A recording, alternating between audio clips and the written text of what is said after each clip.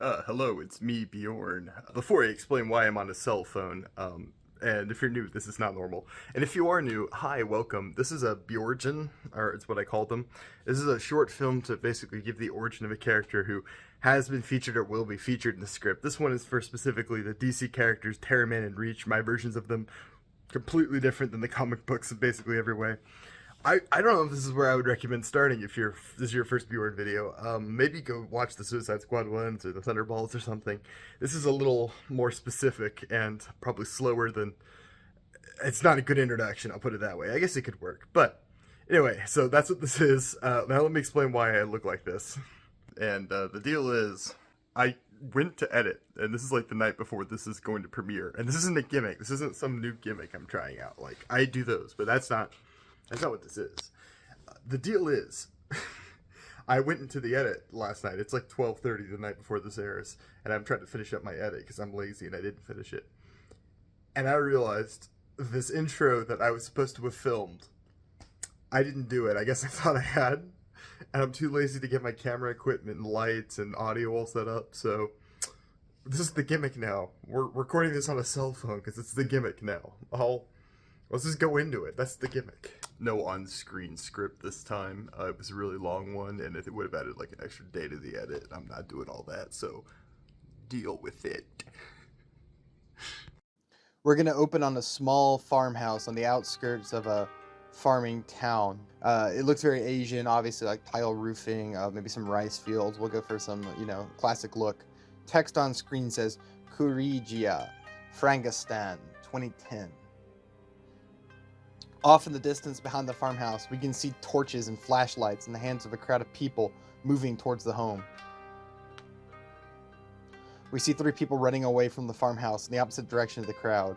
A man, a woman, and a young girl. Suddenly they stop. The camera zooms into the scene until we can see the young girl clearly. She's maybe 10. They're going to be speaking Franganese, obviously a made-up language from DC, so, just, I don't know, imagine whatever you want with that.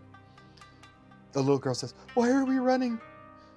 The older man, her father, bends down and cups her cheek. His eyes are bright green, unnaturally green. As he smiles at the girl, we can see his pupils begin to change. They become broader, wider, and tighter, almost slit-like. He says, "Min-young, I love you so much. I love you more than the moon loves the stars, more than the..." He holds a hand to his head and groans in pain. The little girl looks panicked. Min says, "Dad, what's happening?" The man says, "It's nothing, just some people I have to talk to." We can see a tattoo of a tentacle begin to climb up his neck. It curls around the top of his eye and loops around his nose, as if supernaturally growing across his body. He lets out a grunt and holds another hand to his head.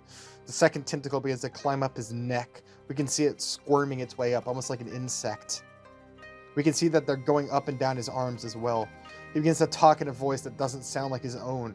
It's gravelly, almost echoey and like snarly, very creepy and sinister. He says, "Not yet! Stop now! Take her now! I can't stop! Have to do it now!" He holds out a pill. The older woman, his wife, looks at him with tears in her eyes and says, "I love you." He says, "I know. I love you too. Both of you. More than you could ever know it." A tentacle begins to grow up the side of his face. "Take her now. Go. No time." He pops the pill into his mouth and swallows it. The woman scoops up Min and begins to run away with her. Min says, "Mommy, what's happening? Where's Dad going?" The woman says, "Not now, sweetie. We have to run. Your father will be fine." We see the small farmhouse they were living in begin to catch fire. Flames dance upward into the sky, spitting sparks. The man is silhouetted. Min's father is silhouetted against it. We can see angry people pouring around the building, carrying pitchforks and knives. Several have torches and Molotovs. Some carry guns and others swords. They scream words in their language, which are translated, "Cursed spawn, devils, kill them." They begin to shout it in unison, almost like a chant, as they cross the distance to the man. We cut back to Min's father. The ground begins to shake around him. His lip curls back into an unnatural grin, and he begins to slowly float off the ground. Small pebbles float around him, hovering in the air as if gravity has been reversed. He floats towards the crowd, unnaturally still in the air. He stops just in front of them, hovering in the air. They begin to scream and holler at them. Several throw rocks at him, but he doesn't even react. Until a man at the front of the crowd holds up a hand and they silence. He approaches and says, "You know why we're doing this? Don't hide them. The girl needs to die. So it ends. It has to end." Min's father floats into the firelight, and for the first time they get a good look at him, and we do too. His eyes are octopus pupils, and strange tentacle tattoos cover his entire body. They churn and twist as if the tentacles are continuing to climb up his body. His teeth are sharp and needle-like, similar to anglerfish teeth, no longer his own. The leader's face becomes taken with instant fear. "The Reach has him already! Kill him!" The man is lifted up into the air and then slams back down to the ground, splattering into a mess of gore. There's a slight moment of silence as the father begins to float towards the crowd ominously. His lips peeled back into a sinister smile. We hear gunshots from the crowd as they begin to fire on him. We're going to cut back to Min clinging onto her mother's shoulder. She looks backwards towards her burning home as we see the battle play off in the distance. Her father floats in the air. People scream as they're hurled up into the air, then plummeted back to the ground. Several are thrown off to the side as if plummeted sideways. Tears run down Min's face, and in her eyes, fire is reflected. The screaming continues in the distance, and she squeezes her eyes shut. The screen goes black, and we get a title drop, Terra-Man in Reach. We're going to open on a man wearing a poncho over a cowboy outfit. A wide-brimmed cowboy hat covers his face. In the background, we can see classic mesas of a spaghetti western. The man looks up and moves a cigar around his mouth. His eyes are a bright green, and his face is covered with dust and grime, and maybe a little blood. Cowboy says, "I won't let you hurt the girl. Scum like you ain't welcome around these parts." The camera cuts to a man in a nice suit, flanked by two cowboys dressed in black. He smiles. He speaks in a southern accent, maybe more Mississippi, that's almost cartoonish. He says, "You're the last of a dying breed, the noble gunslinger protecting the West. Well, West ain't so wild anymore. Civilization is coming, and business with it. There's money to be made, son. Men with your talents still have a place. What do you say? Come work for me. You don't know these pathetic people anything. Look at them, sniveling." The cowboy shakes his head. He says, "I don't think you understand me at all. There will always be someone to stick up for those being mistreated. Doesn't matter who they are. These people are under my protection, and I won't let you hurt them." We hear classic Wild West duel music begin to play as a standoff starts between the men. The camera slowly pulls back until we exit a TV screen and realize that it's just a scene in a movie playing on a crappy box television. Text screen says, 1 year later, Goldfield, Arizona. We see a young boy, maybe 11, laying on his belly with his arms propped up watching the TV. He kicks his little legs back and forth as he enjoys the film. Behind him, an older man sits in a reclining chair. He points at the TV and says, "That's a good man right there, sticking up for the underdog, defying all the odds." The little boy, who's named Toby, says, "Yeah, he's amazing. Could someone like him exist in real life?" His dad smiles and stands from his chair with a creak. He goes, "Ugh, have I ever told you about your great-granddad, Jonah Hex? He was a lot like the guy in this movie. Shoot, Jonah Hex shot 6 bandits in the middle of Goldfield once to protect a kid whose daddy owed them money." Toby's dad opens up a drawer and pulls out copies of an old newspaper. We'll say it's like laminated. He shows it to Toby. It's dated to 1873 and it says, "Shootout in Goldfield," in a big old-fashioned font. Toby easily takes the newspaper and reads it. He says, "Oh, wow, and this was my great-granddaddy?" His dad says, "Sure was. Us Hexes have protected this town for generations, boy. We stick up for those who can't stick up for themselves. I hope one day you'll understand the burden and power your family gives." Toby looks at the newspaper, clear awe in his eyes. He says, "I'm gonna be just like him, Daddy. A superhero. I'll protect the people of Goldfield." His dad laughs. "Well, I don't think we need much protection these days. But you can always find a way to help. It's about your actions, boy, and your character. Just always do what you think is right and everything will turn out fine. That's what my daddy always said, and it served me right." We can see that he's limping on his leg as he walks back towards his easy chair. Things always get better, especially if you do what's right. We're going to cut to a school. We see Min step out of a car in front of a school. She looks back nervously to her mother, who sits in the front seat. She looks tired. Her eyes are sunken and she has large black bags underneath them from exhaustion. She looks visibly older. Min too has clearly grown a little older. She's now like 11 instead of 10 or 9 or however old she was before. Her mother says in Franganese to her, "It'll be all right. Go on. You don't want to be late for your first day of school." Min nods, then looks up at the school looming above her as some like almost sinister music plays. She nervously approaches, and we can see the sign says Goldfield Middle School. She nervously enters the building. As she walks down the hall, we can see people staring at her, and we can even hear their whispering. "My dad told me about her. From China. What's she doing here?" Another student says, "Does she even speak English?" Another student says, "I doubt it." A student calls her a slur underneath his breath as he walks by. I won't say it, but I will say I've actually known people, specifically a couple of Asian immigrants who I know, who have actually encountered stuff like this in the South, which is surprising to me. I would not have thought this was a thing that still happened. Apparently it really does, so take that for what it is. Min looks frightened of all the new people. She doesn't know quite what to do. Finally, she reaches her classroom and pushes the door open. We're going to cut to her standing in front of a room full of children. She looks around nervously. The teacher says, "Class, this is our new student. She comes all the way from China." Min says, "Not China. I'm from Frangistan." Teacher says, "Oh, sorry, my mistake. Why don't you introduce yourself to the class?" Min says, "I'm Min Young Jiju. It's an honor to meet you all and to be a student here." She bows to the class. The room fills with light snickers of laughter, and Min's face turns bright red. The teacher says, "It's okay, go ahead and take your seat. There's an empty one right over there." She makes her way to a seat next to a boy and girl. 2 rows behind her, we see Toby studying her. She takes her seat, and the girl sits next to her and leans over and whispers, "Is it true that they eat dogs where you come from?" Min says, No." The girl says, "Oh, well, that's good." Min looks like she's going to cry. Clearly not what she was expecting on her first day. We're going to cut to a lunch table.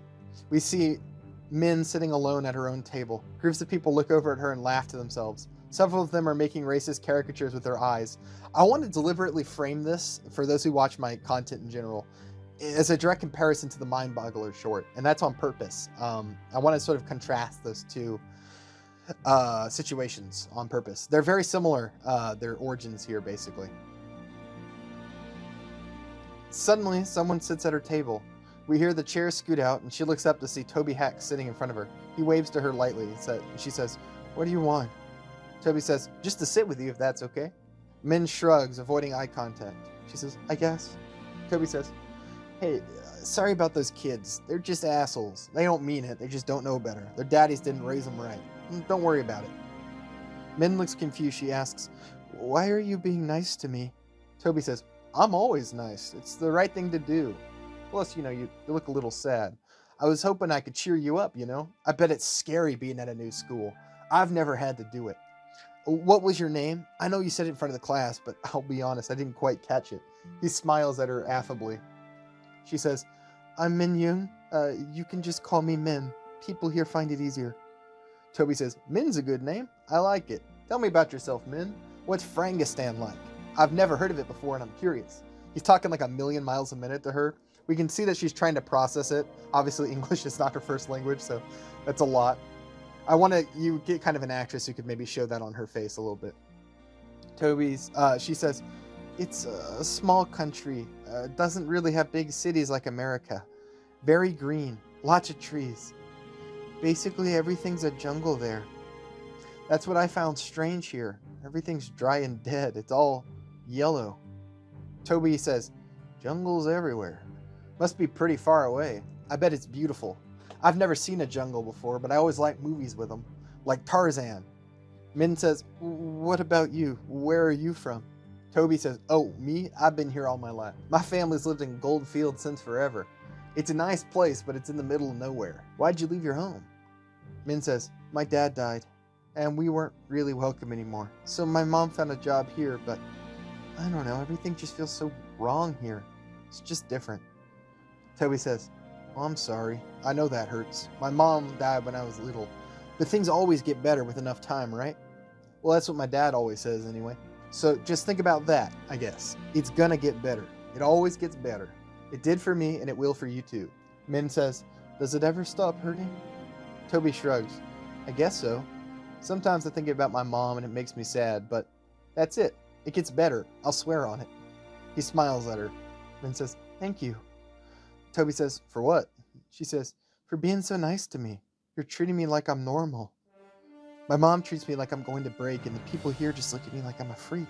Toby says, it's nothing. You seem nice. Besides, there's not a lot to do here in town, so I'm always trying to make friends. And I don't like the way they're treating me. It's wrong. I know what it's like to be different, and I'll make sure they won't bother you anymore. Hey, you know what? If you're free today, I got a BB gun at my place and some empty bottles we can shoot if you want. She takes a bite of her school mashed potatoes and makes a face. Toby says, oh yeah, they're nasty. All the school food's like that. You're just gonna kind of have to get used to it. Min sort of nods, then says, what's a BB gun?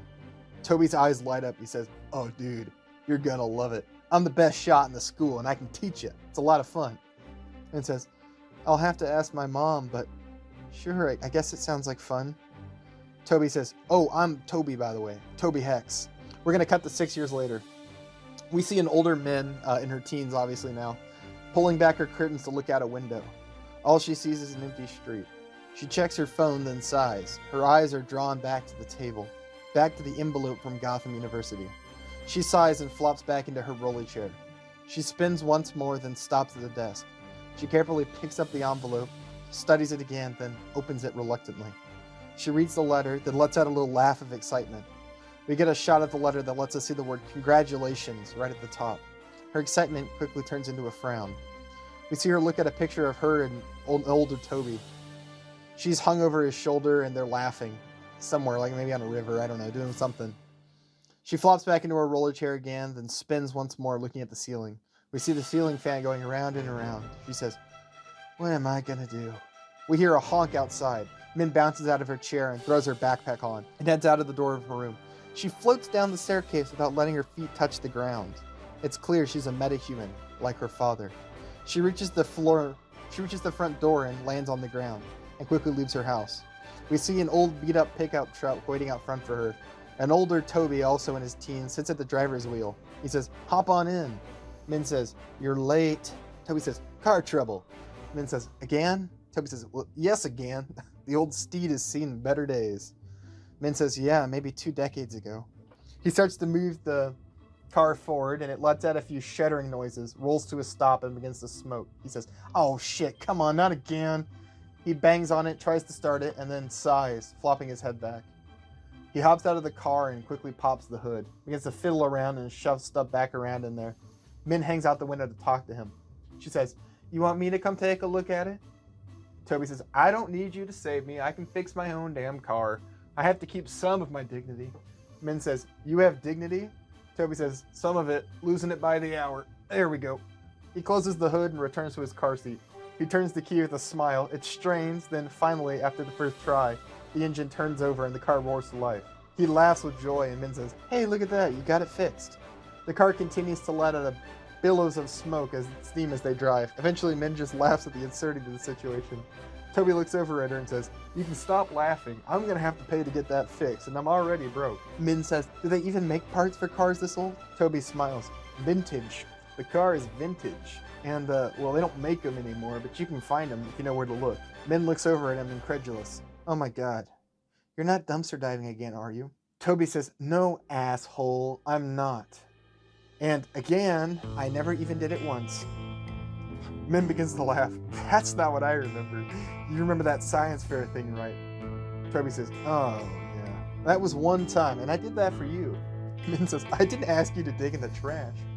Toby says, you needed the tube for your whatchamacallit, the science thing. Min says, the centrifuge. Yeah, that's the one. The gizmo you made. Anyway, I'm not going in the trash to get car parts. I'm not that much of a hick. I'll buy what I need online. You know, we do have the internet at the trailer park. Min says, I can help you pay for the car. I've got quite a bit saved up for my summer job. You give me a ride every morning. It's the least I can do. Toby smiles. I'm not quite that bad off yet, but thanks for the offer. Min says, I'm serious though, if you need it. I know times are tough. Toby shrugs. He says, thanks. Min looks at her watch. She says, pretty sure we're gonna miss first period. Toby says, who cares? We're seniors. They don't even write me up anymore. Min says, yeah, I guess so. I mean, have you thought about it? Toby looks over at her and says, about what? She says, what you're doing next, after high school, college. Just realized we've never really talked about it. Toby says, I mean, not really. You know I can't go to college. Min spares a nervous look for him. I mean, you could. You don't need money to go anymore. I mean, you could get a scholarship. There's lots of opportunities. Toby says, with my grades? I don't think so, Min. I'm not smart like you are. Min says, that's not true. I mean, you're plenty smart. Toby turns and looks at her. He raises a skeptical eyebrow. Min says, okay, yeah, maybe not book smart, but there are other kinds. I mean, if not college, what else would you do? Toby just shrugs. He says, probably work in the steel mill like my dad.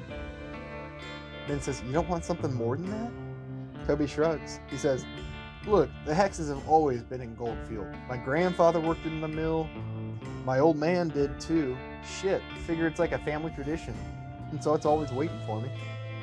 Min says, your dad crippled himself in that mill. He can barely walk. Toby smiles. You don't have to worry about me, Min. I'm tough. What happened to my dad was an accident. They're rare, and it could have happened to anyone. Min says, just think. If you could do more, if the option was there, would you take it? Toby says, maybe, but it's just not for me. I'm not like you, Min. Shit, you're the smartest kid in the whole school. You're gonna go somewhere I've never heard of and do something that's really impressive, but I won't understand. You'll be a doctor, a lawyer, or something else great, and I'll be rooting for you the whole time. That's just not the life in the cards for me. Not now, anyway. Min says, yeah, it sucks for you. It's not fair. Toby smiles. He says, I don't mind. Life's not fair, and I reckon that's all right. I always knew this was how it was going to be.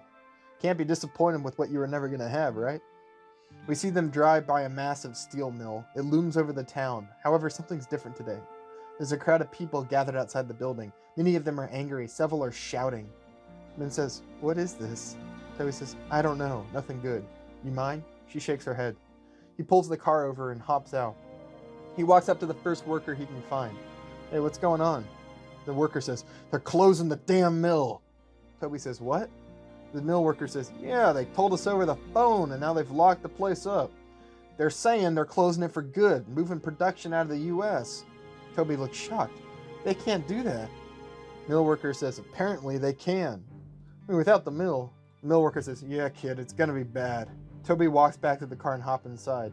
Min looks over at him expectantly. She says, well? Toby looks shell-shocked. He says, they closed the mill. Min says, oh, so I guess you're not working there after all. She smiles nervously. Toby says, you don't understand, man. This is bad. This is going to kill the town. I mean, basically all the money in Goldfield comes from that fucking mill. Without it, I mean, there'll be nothing. I mean, we won't even last 5 years. Min says, you're exaggerating. Something else will come along. Toby says, out here? Min says, well, yeah, something's got to come, right? I mean, towns don't just die.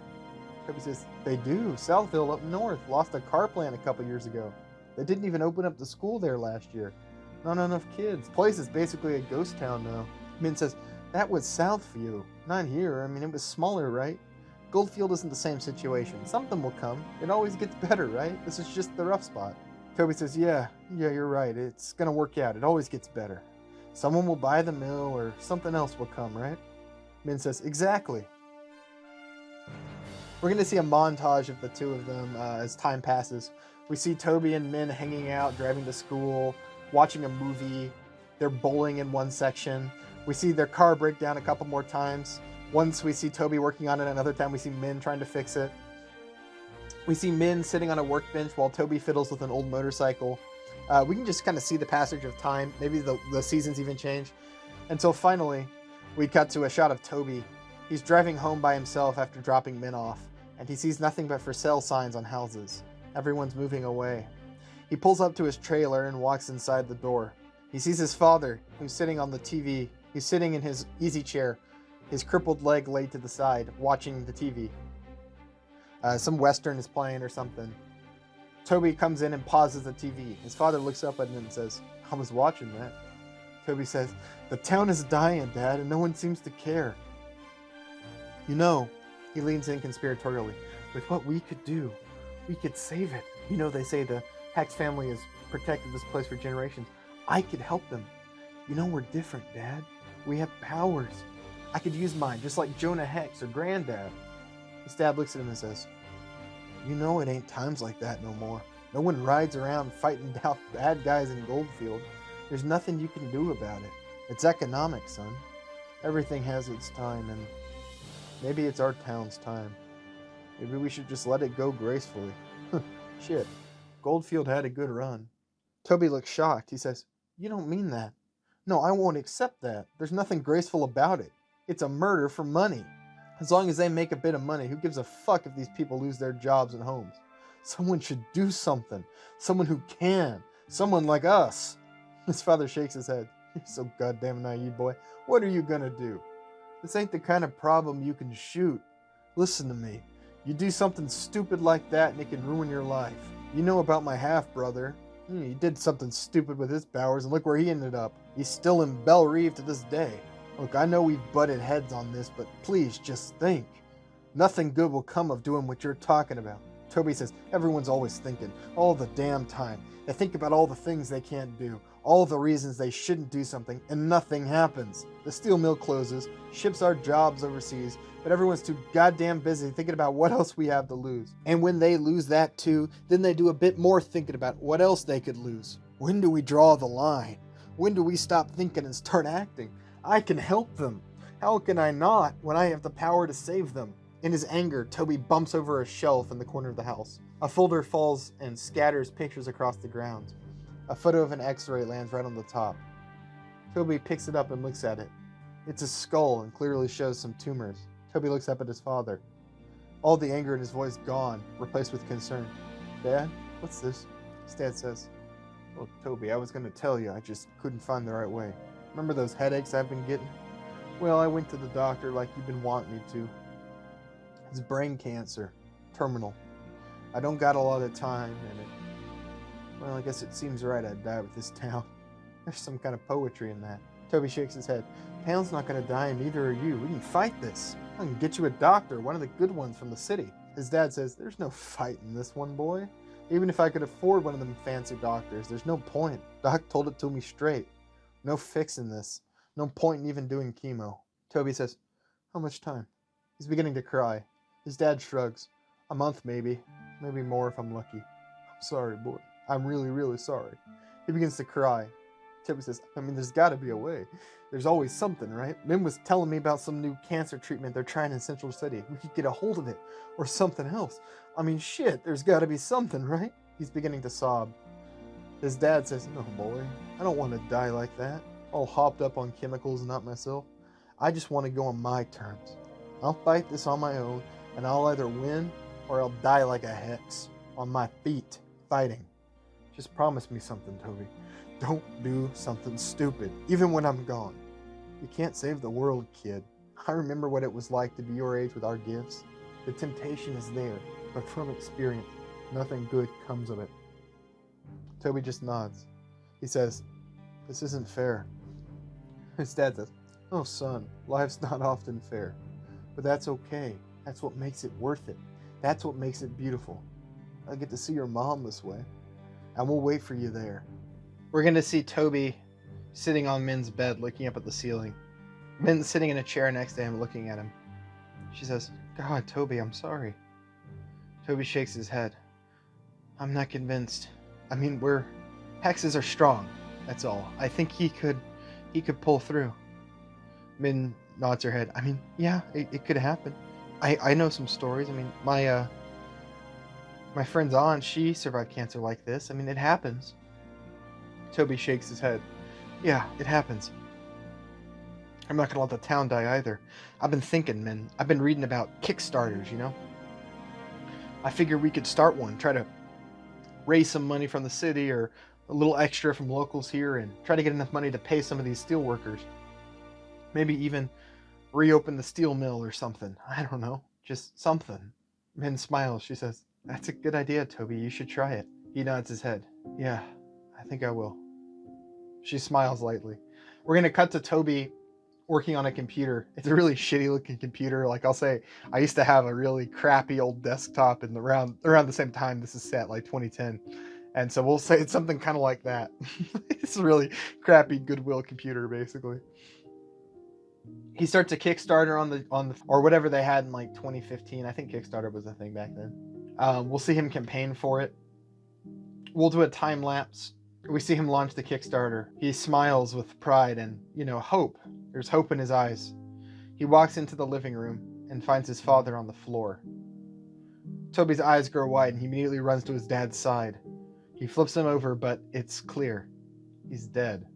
He dropped dead right where he was. We're going to hard cut to Toby standing at a podium in front of a coffin inside of a small rustic church. Toby says, I won't lie. I thought I had more time with my father. Last couple of days I've looked back and I've regretted some of the things I've done. All the time I could have spent with him, but I didn't. Time I will never get back. My father meant the world to me, and I still can't grasp that he's gone. My dad was a hero, although he wouldn't agree with that. He used to sit down and tell me about all of our ancestors and all the things they'd done. He'd tell me about how they'd saved the entire town while fighting off bad guys. I mean, there's some pretty spectacular stories out there, he'd tell me, and I don't know how many of them are true, but he didn't ever talk about himself very much. But I saw all the things he did for the people of this town. Of course, my daddy got hurt saving someone. It bothered him when people called him a hero. He never saw it that way. He said the time for heroes was long ago and that men didn't do the things they used to. Maybe he was right about that, but he was wrong about one thing. He was a hero.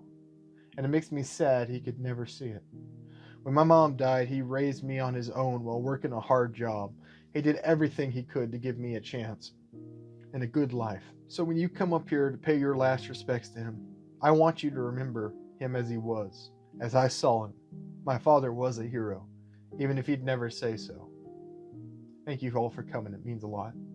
Toby steps down and the audience lightly claps. An older man with a beard steps up and hugs him as he steps off stage. He shakes Toby's hand and says, "He was a good man, son. And if you ever need anything, you come to me. You know what he did for me." Toby nods his head. "I know. Thank you." He takes a seat at the front row as a pastor goes up and begins a sermon. Min sitting next to him takes his hand in hers and squeezes it tight. He looks over at her and smiles lightly. But there's no one else around him. He has no more family left, and he's on his own. We're going to hard cut to him standing over a buried coffin.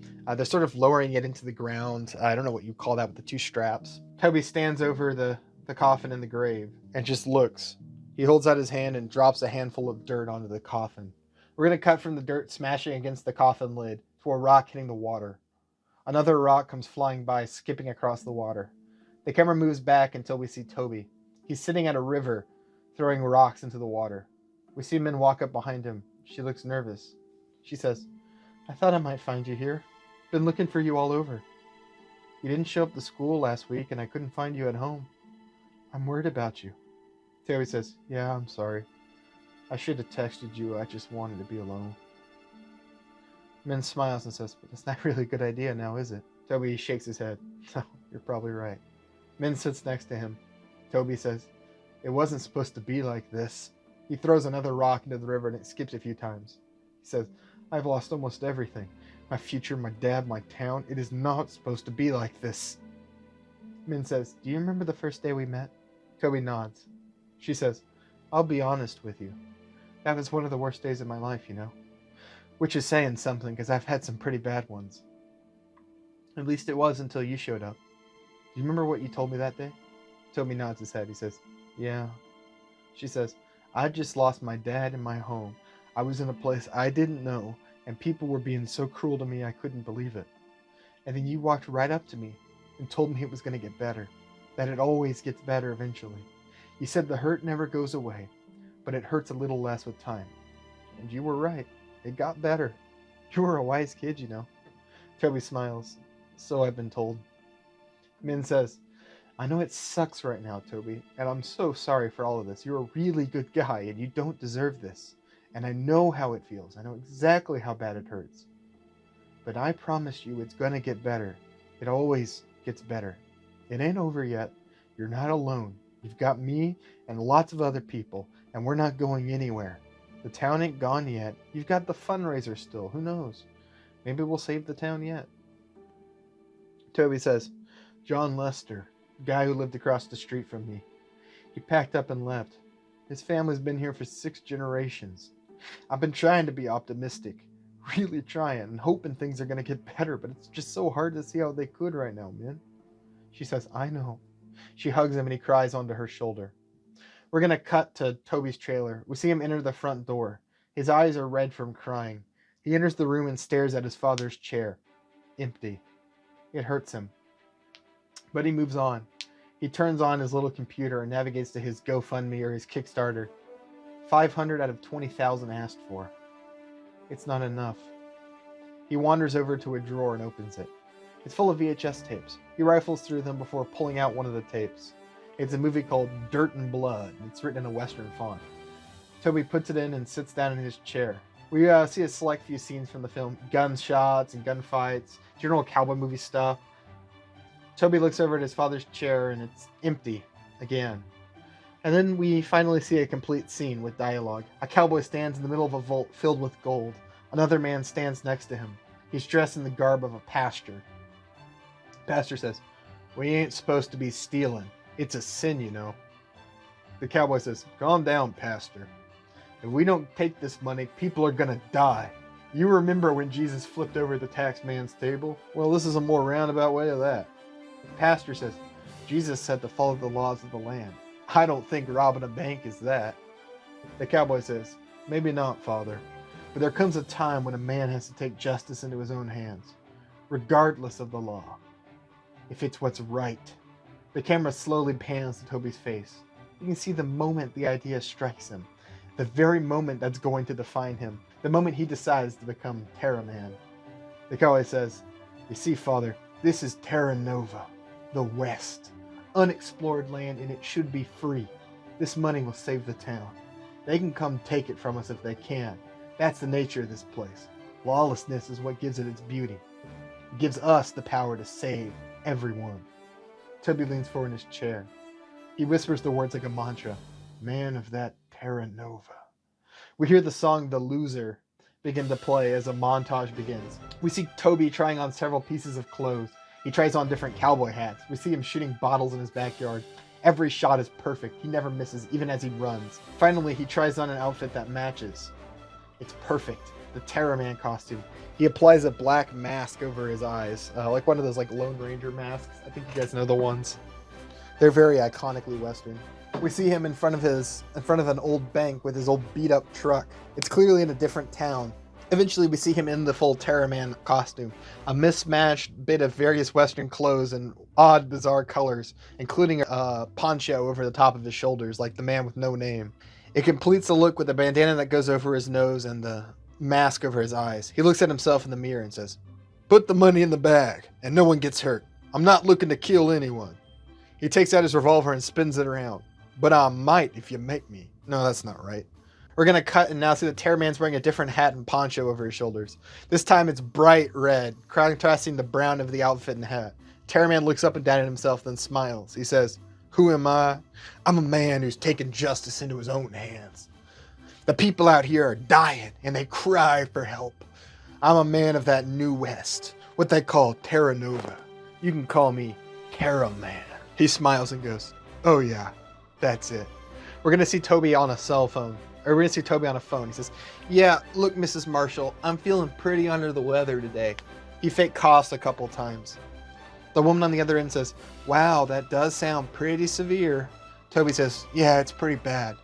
I think I'm just going to spend the day in bed." The woman says, "All right now, Toby, you relax and get better. I hope you feel good tomorrow."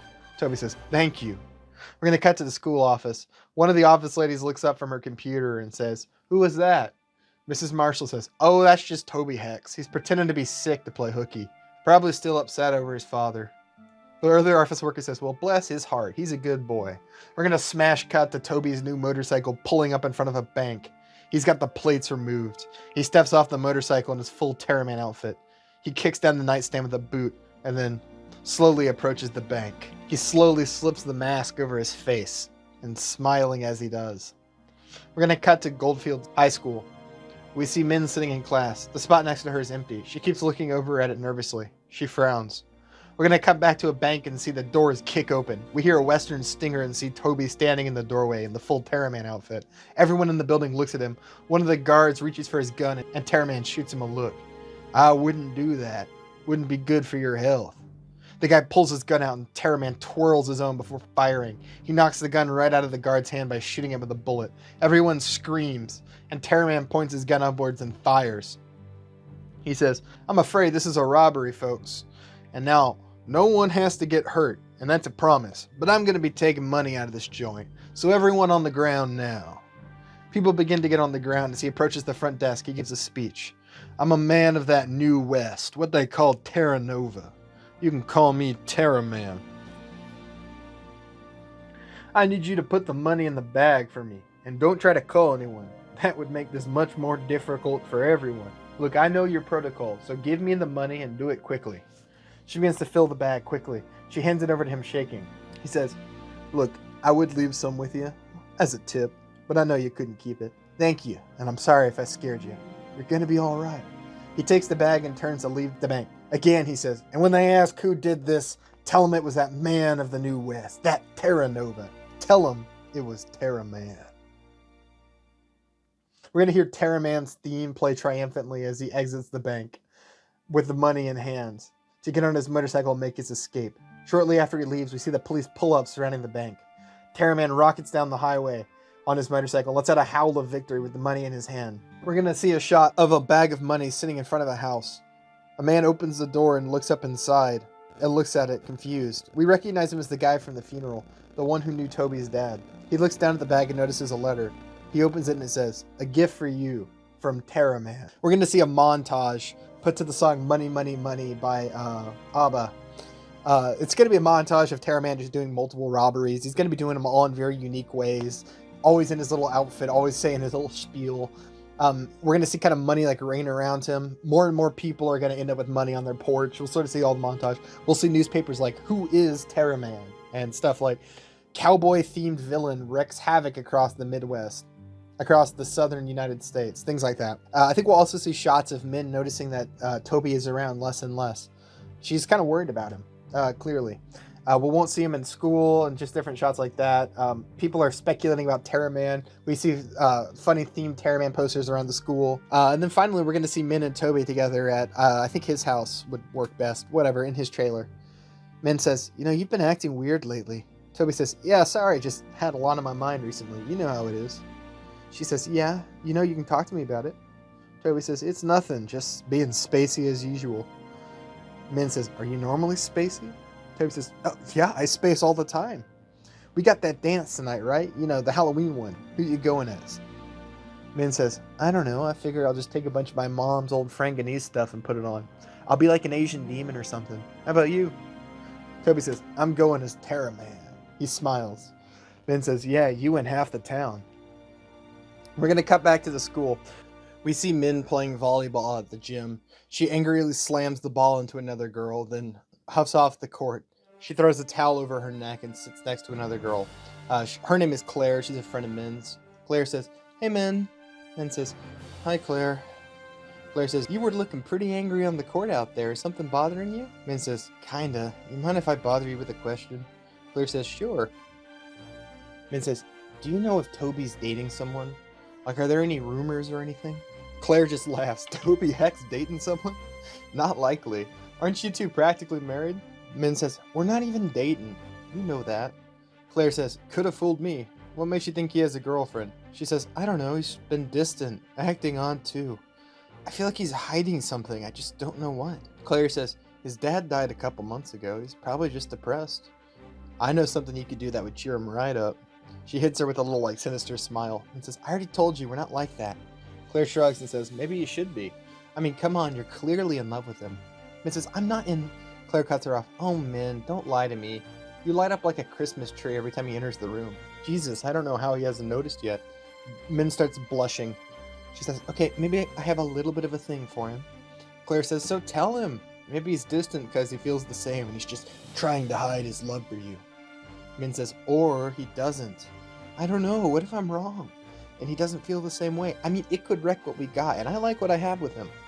Claire says, whatever, it's up to you. But if I were you, I'd go for it. He's kind of hot in like a blue-collar kind of way. You should tell him at the dance tonight. You're gonna do the Halloween thing with him, right?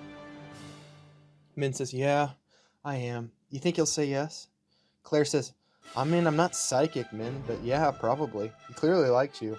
He's been giving you a ride to school every day for 3 years. Guys don't usually do stuff like that, selflessly, you know. Min says, Toby might. Claire says, whatever you say. She says, yeah, fine.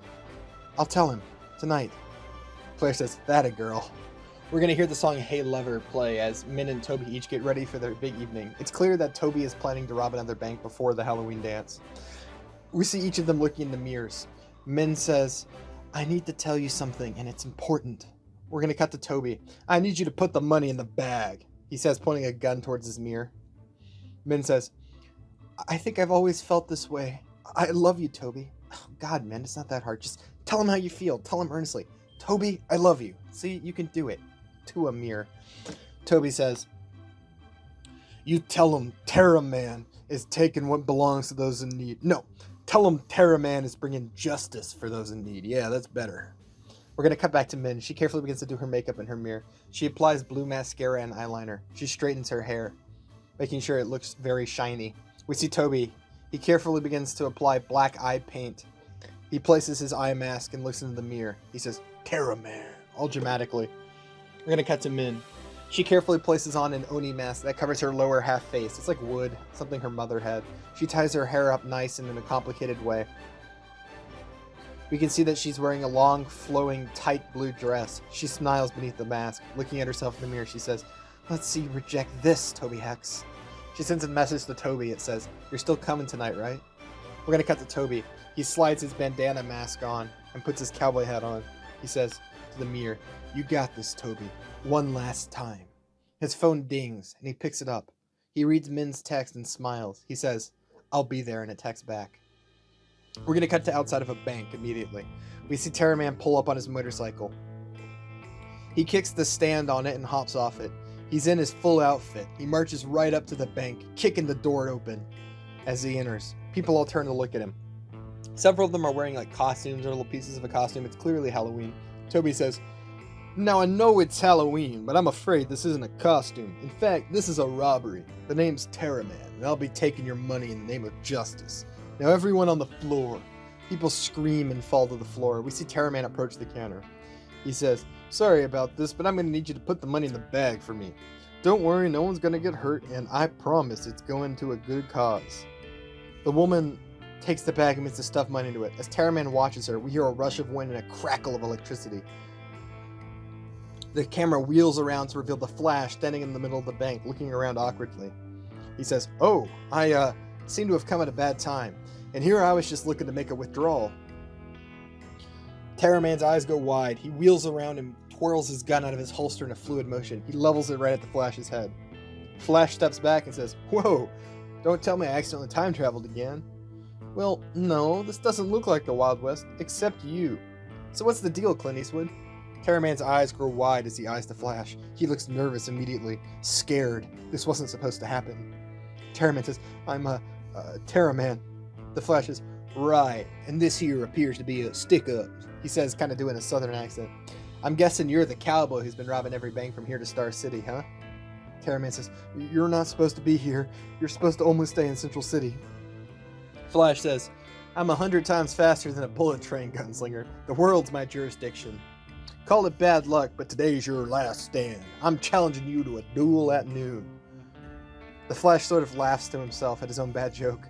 Terra-Man says, no, Flash, you don't understand. We don't need to fight. I'm not the bad guy here. I'm helping people. We're on the same side. I'm a hero like you. I just need this money, and I'm not going to hurt anyone, so you can go bother someone else or stop a murder or something. The Flash says, yeah, buddy, I'm sure. Look, it's not my first time around the block. Actually, I've been around this block several times. You're holding a gun and you're robbing a bank. Even if you aren't a bad guy, you're not a good guy either.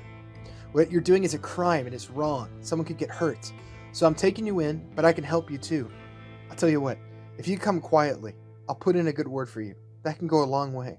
I've got a lot of friends in law enforcement. You can still work this out. You look young. They'll be lenient, I promise. Terra-Man shakes his head, panicking. You don't get it. They won't help me. I've tried everything. My town is dying, and this money is the only way I'm going to save it. It's the only way, Flash. The bank doesn't need this money. They've got plenty of it. Please, just let me go. The Flash says, look, man, you're clearly young. Too young to be doing this. I'm sorry, kid, but it doesn't work that way. Everyone needs money for something, but that doesn't mean you can rob the bank and steal it. This is your last chance to surrender. Terra-Man shakes his head, his nerves stealing. He slips his gun and pushes it back towards the Flash. He shakes his head. I'm taking this money, even if it means I have to fight you. Flash says, kid, if I could tell you how many times I've heard that. Don't say I didn't warn you.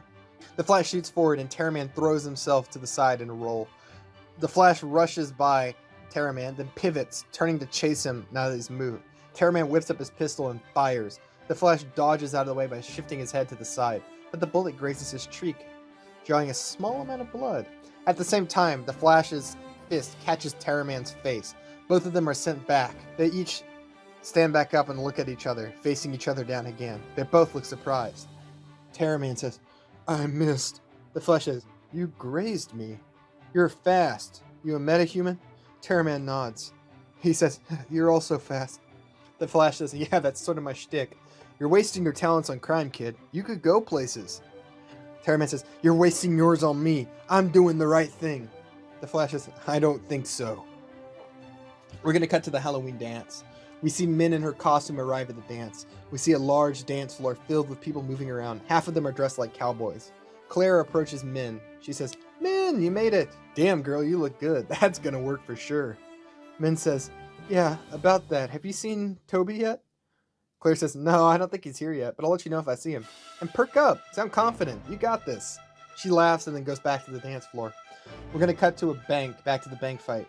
We see Terra-Man desperately fighting for his life. He fans the hammer, firing 6 bullets in quick succession towards the Flash.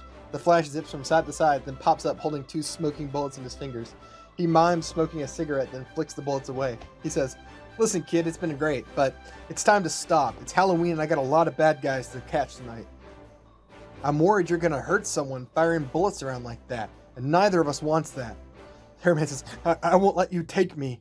Flash doesn't say anything. He just sighs. He rushes towards Terra-Man, who pulls the trigger of his gun in a split-second reaction. He fires, and the Flash catches the bullet out of the air once more, keeping it from firing in a random direction. With his left hand, he hits Toby hard in the face, sending him to the ground. Terra-Man's unconscious. The Flash is triumphant, but he doesn't look excited about it. He looks sad. More upset he couldn't help. But Terra-Man is captured. We're going to cut to the Halloween dance again. We see Min sitting alone as people dance and chat happily around her. They're happy, but she looks depressed. Heartbroken, actually. She occasionally looks towards the doorway as if Toby's about to come, but he doesn't. Around her, we see people begin to look at their phones.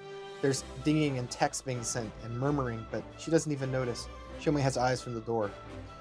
Claire, her friend from earlier, approaches and sits next to her. Her eyes are wide. Min says, I can't believe it, Claire. He stood me up. Toby Hex stood me up.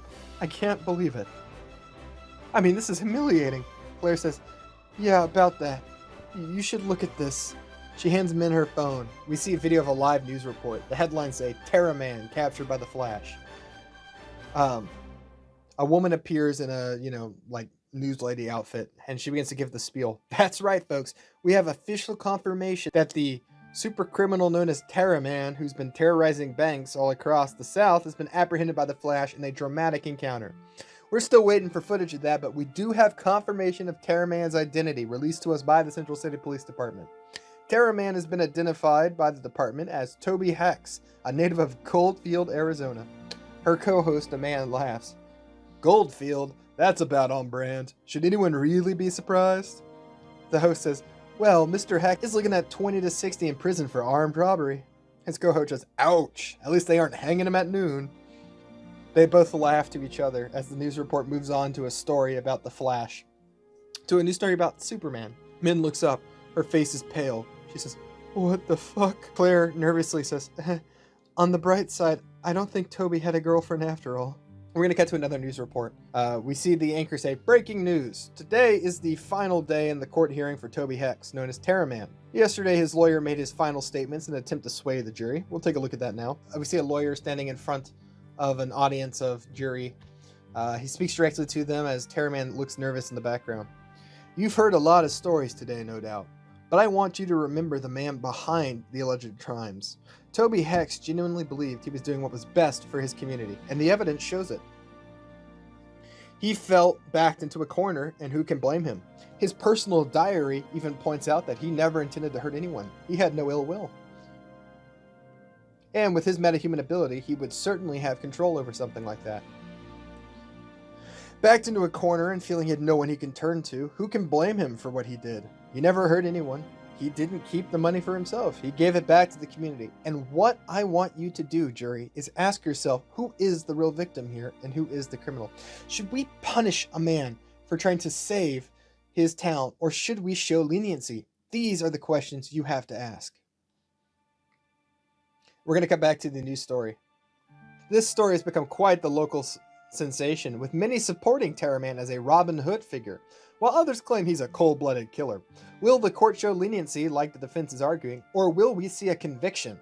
We're going to find out today. As it's expected, the jury will come back with a verdict in only moments. We're going to cut to the courtroom. We see the judge say, as the jury reached a verdict, the jury leader stands from the jury and says, "We have, Your Honor, on the charges of armed robbery, we find the defendant guilty. On the charges of aggravated assault with a deadly weapon, we find the defendant guilty.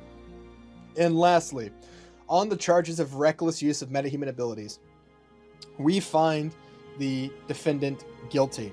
The courtroom erupts, and the judge is forced to slam his gavel down. He says, "Order, order in the court." The room quiets down. The judge says, "Now, Mr. Hex, please rise."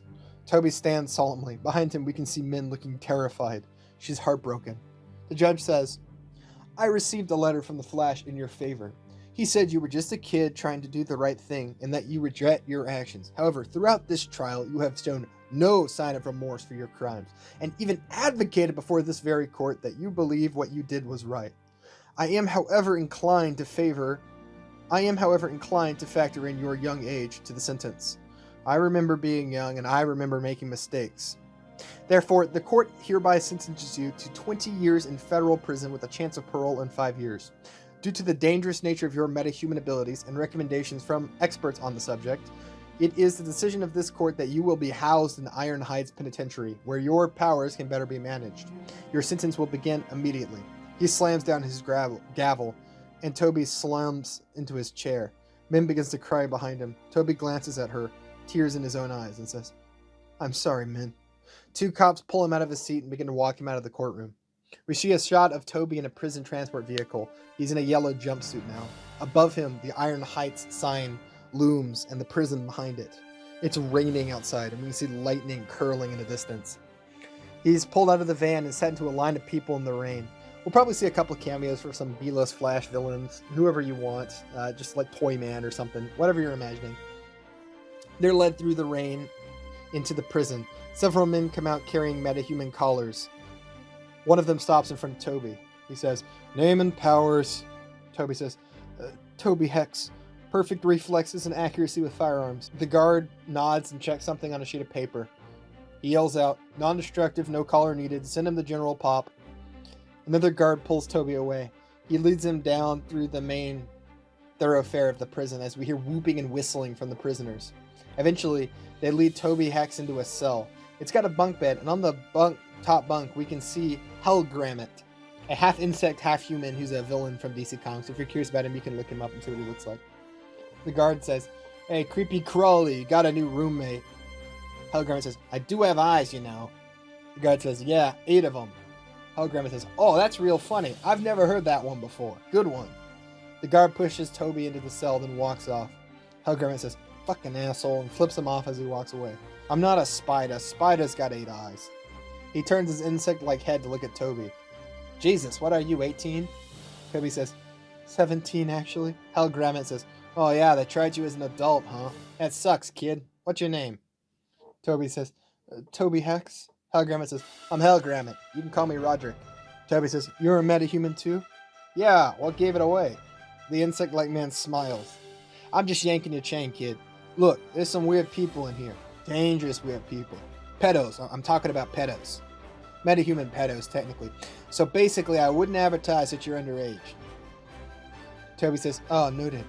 Hologram says, so you're a metahuman then. What do? Toby says, superhuman reflexes and perfect accuracy. Hologram says, nice. Murder? Toby says, armed robbery. Hologram says, fucking hell, and they tried you as an adult. Shit, kid, they must have made some serious enemies. Toby says, I guess so. How about you? Hologram says, oh, you know, a little bit of this, a little bit of that. I got around. Never killed anyone, though. Not on purpose. Toby says, well, that's good, I guess. Hologram says, can't help but notice you don't seem bothered by the fact that I'm an insect. Toby shrugs. I dress like a cowboy. Who am I to judge what you look like? You seem nice enough. Hologram says, hey, kid, you're all right. I think you and I are going to get on fine. Let me give you the tour. He leads Toby through the prison, stopping occasionally and pointing out little areas like the workout room and the computer room. Finally, he leads him into a cafeteria. And this, kid, is the cafeteria. This is where you're going to get the dog shit they call food here. And no, it doesn't get better with time. And no, they don't change the menu like they say. They're approached by a large man with an entourage of a couple of guys behind him. Hellgrammet leans in and whispers, this guy's the Globe. He's obsessed with stealing maps or something. But he's fucking dangerous and big. Don't mess with him. The Globe says, hey, Bug, you brought us a new friend. He's a little one. Hellgrammet says, he's my new cellmate. The Globe says, what a lucky bugger you. You're such a cute little roommate. He smiles sinisterly towards Toby. How about we get to know each other a bit better? Terra-Man says, I don't think so. You called my friend here a bug. I don't like that. The Globe laughs. You hear that, boys? You didn't like that. The others snicker. The Globe says, I'll tell you what, little man. I don't like your attitude. He sucker punches Toby across the face. We can see Toby's nose is partially broken. His eyes bleed slightly. And one of his eyes is bleeding slightly from a cut. Toby staggers back, and the entire room turns to look at them. We see again several Flash villains, maybe a weather wizard or someone. Toby says, that wasn't very nice. I think you should apologize. The Globe says, you were just a riot, little boy. Just be glad that's all I gave you.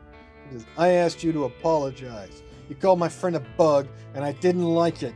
Say you're sorry. He swings on Toby again, but Toby dodges to the side with perfect timing. He returns the favor, slamming a fist into the Globe's abdomen. He follows it up with another one right to his neck, hitting him in the jugular.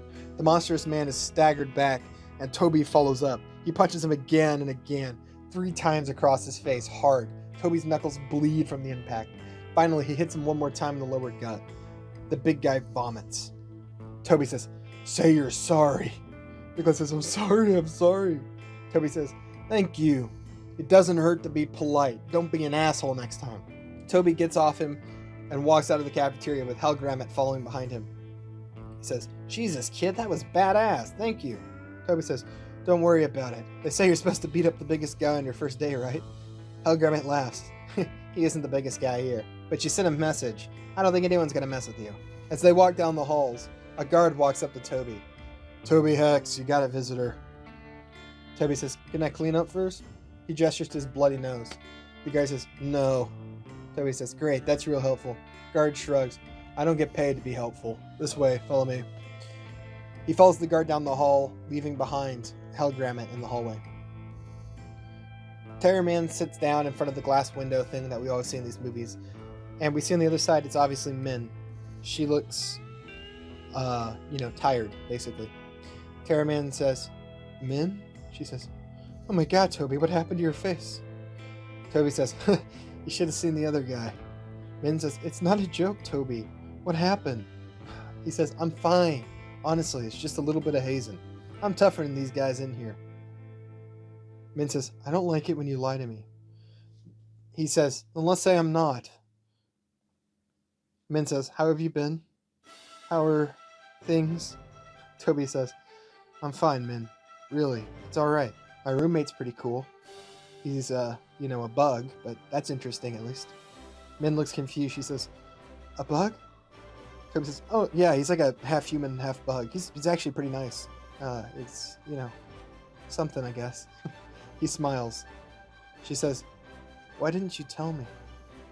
Terra-Man says, yeah, man, I couldn't tell you. I mean, first off, you would have tried to talk me out of it. Then you would have gotten yourself involved. I didn't want to get you in trouble, and I didn't want to make you worry. Honestly, I'm fine. It was something I had to do. And I'm sorry it hurt you. She says, we have like 10 minutes. We're running out of time. I'm going to try to drive up here next week and see you again, but just promise to call me, okay? I've been waiting to hear from you. Toby's eyes sink. He says, you're my best friend, Min. I mean that. I love you. But you shouldn't come here anymore. She looks shocked. He says, it's so far for you. I mean, we're all the way up here by Central City. It's like a 10-hour drive. And you've got school to worry about. I mean, maybe you should just forget that I'm here. Min says, how can I do that, Toby? I can't leave you alone. You're my best friend, and I wouldn't do that. Terra-Man says, Min, I'm not getting out of here for 5 years at the earliest. And given that I just got in a fight, I'm probably not getting out on good behavior. You can't keep driving all the way to Iron Heights just to say a few words to me. I'll be fine, I promise. Go to college, make friends, live your life, pretend I don't exist. I'm only going to weigh you down. I couldn't live with myself if I did that to you. God, man, you have so much potential. You're going to go so far, and I know it. And I'm going to go nowhere but here. I'm just wasting your time. A guard steps up behind him. Time's up. Time to go, cowboy. Toby stands up and is pulled away, and Min begins to cry. He says, hey, I'll call you. Toby is taken back to his cell. On his pillow, he finds some little object. He picks it up. It's like a little piece of clay, something that was made like a ceramics room, but it's just got a skull carved on one side, and on the other side, a swastika. Toby looks confused, spins it around a couple of times, and goes, ugh, what is this? Hellgram says, huh? Let me see, kid. He picks up the little thing from Toby's hand and drops it immediately. It hits the ground and cracks into two pieces and goes, Jesus Christ! Toby says, what is it? He says, shit, Toby, you must have some powerful and wealthy enemies. I mean, that's a death chip, like a real death chip from the skinheads. Toby says, a what? What it sounds like, kid. Since you're a white guy, those Aryan pricks are letting you know they're going to kill you. They're giving you 2 days to get your affairs in order. It's just a warning. Basically just a little set up your will sort of thing. It's not personal, or they wouldn't have warned you. Someone paid them to do it. Not uncommon, but you must have really pissed someone off. Toby says, I can just let the guards know then. He trails off as Hellgram grimaces. If you tell those guards, they won't care. They'll just move up your death day. And the guards won't do anything about it. Everyone always tries it. I've seen it. They end up getting killed sooner than they would have otherwise. They don't give a shit about us, the guards. Each one of us that dies is one less asshole they don't have to worry about. Sorry, kid, but you're a dead man walking. It's some serious bad luck. We see Reach in a car with her mother. They're heading back from the prison. It's clear that Reach, we'll say Reach has got some pamphlets on the dashboard from Central City University. It's clear she used the university as an excuse to go see Toby. She says, I thought the campus was great. They have all the programs I'm interested in. Her mother looks over at her. I thought you had your heart set on Gotham University. You got in. Reach says, well, yeah, but Central City University has a better engineering program. That would pay well. It could be a good job, Mom. Her mother looks over at her, disbelieving. She says, it's because of Toby, isn't it? Central City is closer to Iron Heights. They pull up to their house. Min says, no, I'm looking for something else, Mom. Not Gotham. I don't want to go that far from home. Her mom gets out of the car and the two of them begin to walk up to their house. Her mother checks the answering machine as they continue to talk. We can hear like a solicitation about car insurance play on the answering machine. Her mother says, I don't want you to throw away everything you've wanted because of him. He made his choices. Min says he was backed into a corner. They call him a hero here. The answering machine clicks again and we hear another message. You have a collect call from Iron Heights Prison. There's 2 more clicks, then we hear Toby begin to speak. He says, I know I said you should move on. I'm kind of breaking my own rules by calling you so soon, but I guess I missed you. And I got this thing I gotta tell you. And it's hard. Really hard. The thing is, Min. We're gonna cut to Toby leaning against the prison wall as he leaves the message. He says, I'm pretty sure I'm gonna die tomorrow. I don't want to have to tell you this over a message, but you didn't pick up. I guess you're still on your way home. I know it's coming. I've made peace with it. I guess I made some pretty powerful enemies somewhere along the way. Robbing banks or something. I don't want them going for you, but I have to say goodbye. Wouldn't be right to do otherwise. I wanted to say thank you for being a good friend. You helped me so much. You were always there for me, even when I was an asshole or robbed the bank, and it means the world to me. I'm sorry how I treated you. That was not fair. I hope you have a good life. And I'm going to ask you just one thing. Just let anyone who knows, let anyone who cares knows that Tobias Hex died fighting. I'll see you on the other side, I guess. He hangs up the phone and leaves. We're going to cut to Min, tears welling in her eyes as she finishes listening to the message. Her mother turns to look at her concerned. Min begins to head for the door. Her mother says, "Where are you going?" Min says, "To help him." And her mom says, "How are you going to do that?" After a few moments, she lifts the sleeve of her shirt, revealing the tattoo of a tentacle on the upper part of her arm to her mother. It slightly wiggles as she exposes it to light, then curls back into its same shape. She says, "You know how." Her mom says, "Don't do this." Min says, "You heard him on that recording. He was scared, Mom. Actually scared. I've never heard him like that. I can help him. I have to help him. If I don't, he's gonna die." Reach's mom says, "You're breaking into a prison to save your friend. This is what you want to do. This is the path you cannot come back from. You will be a criminal here if you do this." Min says, "He doesn't deserve what he got." Her mom says, "He robbed people." Min says, "He saved the town. He gave money to the poor. He's gonna die in there, Mom. They're gonna kill him. I won't let him. He's my best friend and I love him. And I know he wouldn't hesitate for a second if it was me. I know it. How can I leave him there when I have the power to save him? I won't." Her mother's eyes soften. She says, "Oh, Min-young, he was a good boy. Kind. Maybe too kind. Your father was the same way. I loved him for it at first, but it was a sickness in him. He helped people with his powers. He knew it was a curse and he knew the cost, but even we didn't understand. We didn't understand the price it would take. That tattoo on your arm, I know you had it too. The more he used those powers, the further it grew. It changed him. He became more violent. You don't remember him near the end, and that's a blessing. The day the villagers came, that wasn't him. He died before they ever killed him. There was only the reach left in him in the end. He scared me. And if you walk this path, you will be just like him. It'll take you too, and you won't even realize it's happening until it's too late." Min says, "I remember him that night. The fire, his eyes, the screaming, the death. I remember. But it doesn't change anything. I won't let Toby die, not when I can stop." Her mother cuts her off. "Damn you, listen to me. I watched that curse rip your father apart. I watched it take his life from his eyes. I watched it change who he was. It was insidious like that. It started the same way as you. He wanted to help the people he cared about. Just one person, just one thing. And it let him. Oh, and the people loved him for it until they didn't. I don't want to see it tear you apart too. I don't want to see the personality slip away from your eyes. I don't want to lose my daughter." Min stops for a second. She takes a deep breath. "You won't," she says. "The curse doesn't control me. I will not let it. I also won't let Toby die. I'm going, Mom. I'm sorry, but I have to." Her mother looks defeated. She says, "Just be careful, please. The path you walk only ends in tragedy, so make sure you won't regret this." Min says, "How could I regret it? I love him, Mom. And if I do nothing, then he dies, and I'd never forgive myself. There's nothing to regret." She walks towards the door, and on the way grabs the demon mask from her Halloween costume. She slips it over her face. We're going to see Terra-Man standing in his cell. He closes his eyes and seems to pray. He knows this is the day he's going to die.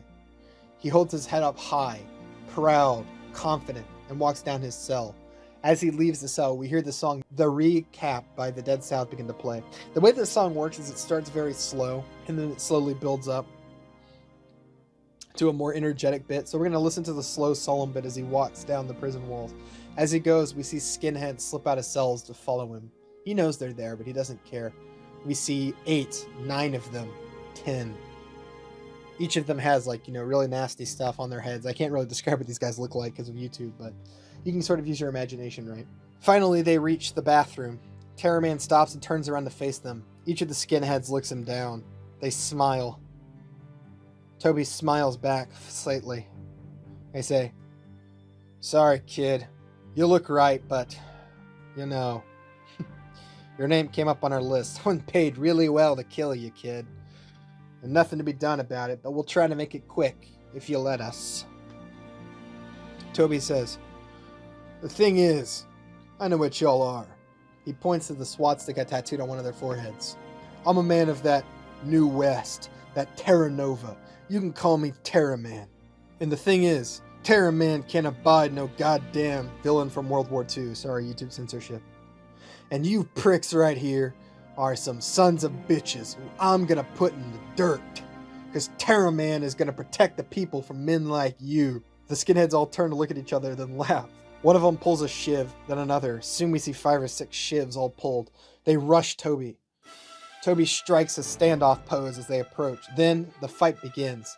It's brutal, but Toby is doing really well. His perfect reflexes let him dodge attacks. He punches, retaliates. He clearly knows how to fight. He's learned, taught himself. He beats the crap out of one of them, sending him to the ground. Another one gets a cut on his shoulder with the shiv, but Toby spins around and kicks him in the balls. He laughs as the skinhead hits the ground. The brawl continues like that for a while until one of them grabs a hold of Toby's arm. Toby tries to punch him to knock him off, but another one grabs his arm. Soon, they have Toby pinned down. Oh, I forgot to mention, but the recaps, like, energetic bit is going all through this. Super energetic fight scene. Toby beats several of them up, but they pin him down. They force him to his knees, and another skinhead approaches. He slides the knife towards Toby's neck until someone enters the room and says, "Stop it!" They turn around and we see Helgrammet standing there nervously. He kind of shakes with his insect-like forelimbs. One of the Nazis laughs and says, "It's the fucking bug." Helgrammet says, "He's a good kid. I'm not going to let you hurt him." The skinheads all laugh. One of them approaches Helgrammet with a knife, and Helgrammet slips his arm forward, his like serrated insect-like arm, and cuts the guy's throat. Blood sprays everywhere. The other skinheads look surprised. They push forward, jumping him. They begin to beat him up. Helgrammet tries to fight back, and so does Toby, but it's pointless. They quickly knock Helgrammet to the ground. The leader walks up and says, "You're a fucking abomination, scum. Insect piece of shit." He smashes Helgrammet's head with his foot, splattering bug guts everywhere. Terra-Man screams, "No, you sons of bitches!" He starts to fight. Terra-Man punches one across the face before they get him in the ribs, sending him to his knees. 2 of the skinheads grab him and hold him tight again. Terra-Man tries to struggle, but he's trapped. They've got him. Next to him, we can see the body of Helgrammet on the ground. Terra-Man is weeping as he looks over at it. He looks up at the skinhead and says, "He was a good person. Better than you." The skinhead laughs. He says, "Bug got what he deserved. Things like that don't deserve to live. It's an abomination. It's not even human. You shouldn't feel mercy." "I gotta say, kid, you fight well. You would have made a great member of the Aryan Brotherhood. Tell you what, I'm being offered a lot of money to kill you, and I mean a lot of money. And I think you're worth more than that. You impressed me, kid. What do you say? Join us and I'll let you live. It's a pretty good deal. Better than you're gonna get in hell, kid." Terra-Man spits on him and says, "I'll pass. Go to hell, villain from World War II. The skinhead shrugs, then approaches him with his own shiv. Right when the blade is about to reach Toby, the wall behind him slams apart and bricks fly everywhere. In slow motion, we see Min, wearing her demon mask, fly through the brick wall. She's falling vertical through the air, her hair tugging behind her as if she's upside down. She slams into the skinhead leader, sending him careening back. He twists up and lands, shattering against the wall. Min twists up and lands on the roof, running across it, then floats down, doing a twist in the air and kicking a skinhead as she comes down before landing on all fours, her hair a mess. She looks up, the demon mask on her face, and her eyes glow a piercing green. Greener than they've ever been before. Even her pupil is seeming to shift up into a different shape as she fights. 2 of the skinheads say, "The fuck is this?" Another one says, "It doesn't matter, fucking shank the bitch." They come running right at Min. Min touches the ground and floats up, and then reaches towards the skinheads. They begin to float off the ground and then go slamming back into the wall. Another one, she throws her hand out and sends him to the roof, down to the ground, to the roof, and then back down to the ground, slamming into a pile of blood. Terra-Man breaks free and breaks the leg of the guy next to him before kicking him in the throat. One more skinhead tries to go for Terra-Man as his back is turned, but suddenly he's held in place. He screams with effort, and then his legs shatter underneath him, the gravity pushing down on him so intense it breaks his legs. He falls to the ground, screaming, as Terra-Man turns around, noticing for the first time.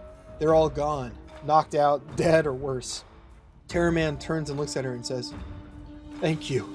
He runs over to Helgrammet, who's clearly dead, and falls to his knees next to him. He says, "Shit, Oh, I'm sorry, man. You shouldn't have done that. Reach approaches him and says, we gotta go. Toby nods. She grabs a hold of him and they begin to float off the ground. They carefully float through the hole she put in the wall. They keep floating up into the sky until they're well clear of the prison, hovering in the air, basically flying. Terra-Man lets out a little laugh as he looks around. He says, holy shit, I'm flying. This is amazing. Reach says, Toby, are you okay? I mean, you look pretty beat up. He says, oh, I'm fine. Wait, how do you know my name? She lowers her face mask, revealing that she's Min. Toby says, Min? You're a metahuman? Why didn't you tell me? She eyes him as if that's the stupidest thing he's ever said. He says, okay, yeah, fair enough. I mean, this is crazy. It's so good to see you. You rescued me. I thought I was dead. And Min says, I wasn't going to let that happen. Toby says, well, I appreciate that. I kind of enjoy being alive. Min says, hey, Toby, as they float up in the air. He says, yeah? She says, I've been wanting to say this for a while, and frankly, I'm tired of waiting. I want to be more than friends. Toby says, oh, yeah, okay, more than friends. You mean like dating? She says, yeah, let's go out, go to the movies, make out, dinner, the whole thing. Terra-Man says, yeah, sure, let's do it. Min looks taken aback, as if she's still surprised by the answer she knew he was going to give deep down. She says, really? And he says, hell yeah, I mean, I've always really liked you. You're smart, funny, beautiful, makes sense for us to date. Reese says, well, then why the hell didn't you ask me out sooner? Terra-Man says, well, to be honest, I didn't really think I had much to offer. I don't know if you know this, Min, but I'm kind of a loser. I mean, you were gonna leave for school, then I got arrested. I mean, that didn't help. Figured you'd be interested in better guys than me. Min shakes her head. You're not a loser, Toby. You're a hero. Well, maybe not in the eyes of the US government or, well, the local government or most of the population. It's kind of a 50-50 issue, actually. But to me, you saved me, you know? Back when we were kids. You were the only one who was ever kind to me. And you did it out of nothing but the goodness of your heart. I mean, I'll always love you for that. You're the best guy I've ever met. Terra-Man kisses her as they float up in the air, kind of doing like the Superman shot. I thought it'd be kind of funny to do it here. Reach says, wow. Terra-Man says, yeah, well, that felt really good. We probably should have done this a lot sooner. Reach nods her head as if that just makes sense.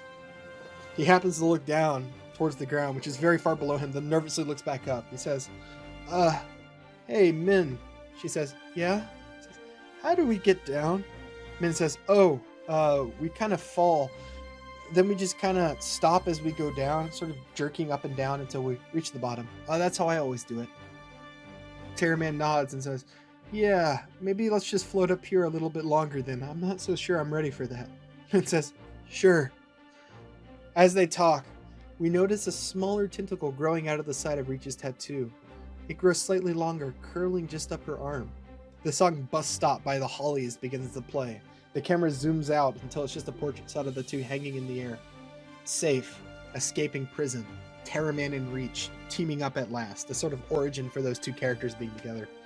Text on screen says Terra-Man and Reach will return in Justice League Dark 3. And then that's the end, except, unlike the other Bjorngens or Bjorgens, this one has an after-credit scene.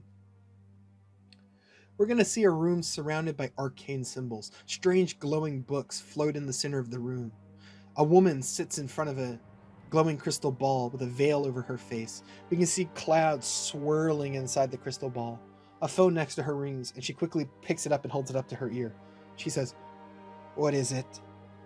We hear a voice speak back through the phone. It's crackled.